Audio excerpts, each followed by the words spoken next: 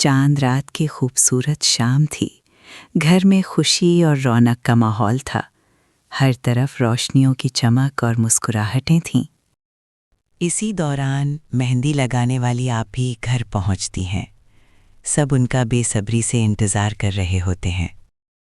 आयशा और हूरीन खुशी से भर जाती हैं। दोनों को अपनी मेहंदी लगवाने की जल्दी होती है।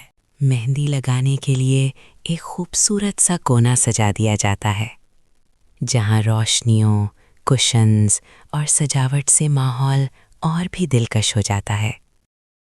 सबसे पहले आयशा के हाथों पर मेहंदी लगाना शुरू होती है। वो खामोशी से बैठी अपने हाथों को देखकर मुस्कुरा रही होती है। हूरीन प्यार से ये सब देख रही होती है और अपनी बारी का बेसब्री से इंतज़ार कर रही होती है।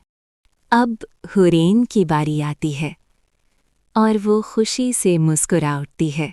अम्मी भी मेहंदी लगवाती हैं। उनके हाथों पर भी खूबसूरत मेहंदी के दिलकश डिज़ाइन बनाए जाते हैं।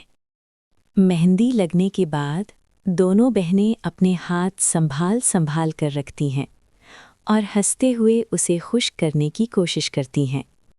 और यूं चांद रात मज़ीद खूबसूरत बन जाती है, खुशियों, मोहब्बत और अपनों के साथ।